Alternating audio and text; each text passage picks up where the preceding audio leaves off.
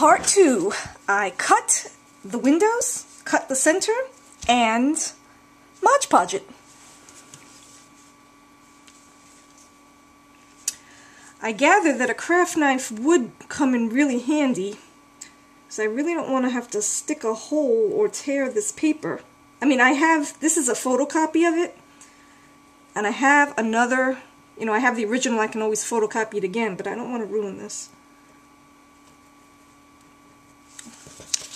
Okay. I also don't want to ruin my work surface, that's why I have this taped down here. Making this video has been very difficult because the flip camera that I'm using doesn't have high definition. It's not like a webcam or, a real handheld camcorder or anything else like that. But I've wanted to make a video for a long time. I'm really concerned with keeping in focus and keeping within the frame. I like scream when I see YouTube videos, especially the craft videos where they do it.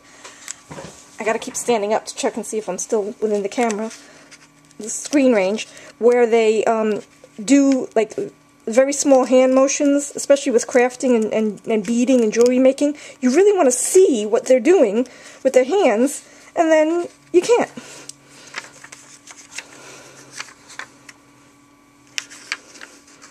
It's like off camera, and it makes me crazy. That makes me crazy. YouTube is great, and for people you can't afford to take a beading class or something, there's so many good instructions, and I'm so grateful to all the people that do the beading videos, whether it be bead weaving or how to string a necklace, whatever.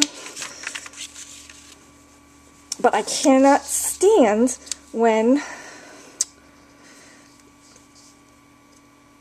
they're making like an intricate maneuver, that's critical to making the piece, and all of a sudden, it's out of camera.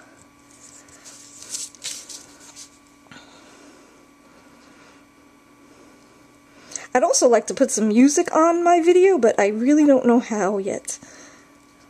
So, it's just a plain old video.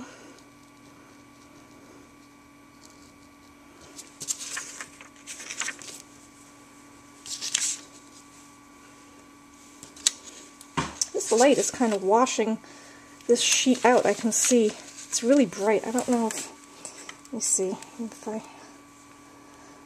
alter it. Is that better?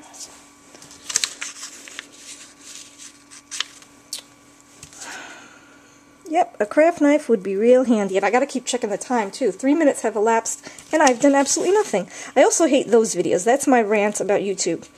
If you're making jewelry and you're selling it, all good and well, hallelujah, and your YouTube video is basically an advertisement for your wares.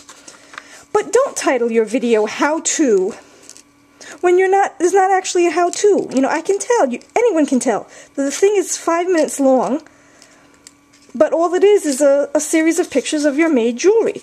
And that's wonderful, but it's not a how-to video.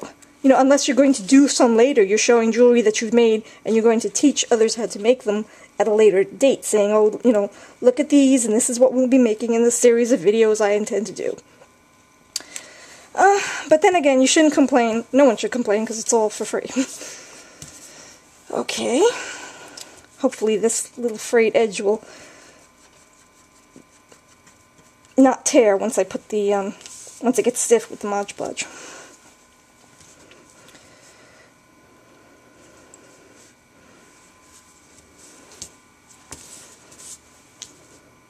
Well, I'm going to just go along, I'm going to cut this, and then I'm going to Mod Podge it with a brush. I'm going to Mod Podge it all over.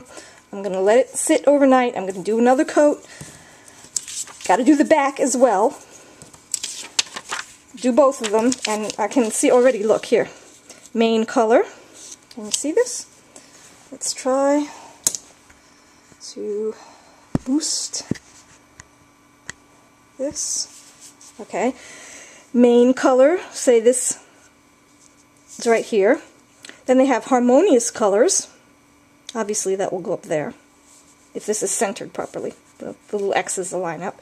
Contrasting colors, and the box for the gemstones. This color wheel, this is really nice.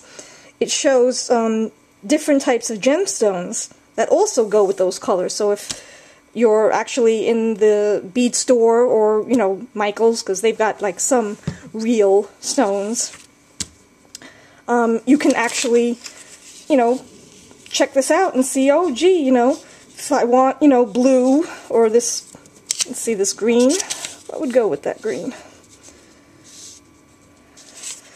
Emerald and malachite are gemstones that go with green. Obviously, well, you know, they're green tone gemstones. Or for the light yellow, let's see, gemstones, citrine and lemon quartz. They're light yellow gemstones. So this is really a good thing to have. We all know, you know, even if we're vision, you know, we wear glasses or anything, we're all pretty confident about our own color sense, but it never hurts to have help. And, you know, like I said, if you make this yourself, you can drag it, stick it in your bag. You'll always have it with you. So when you do stop in at the bead store or the craft store unexpectedly, you can just whip this out.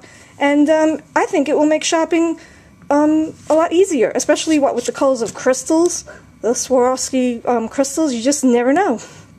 And the lighting is so weird in some stores that, you know, this is a real help. Thank you.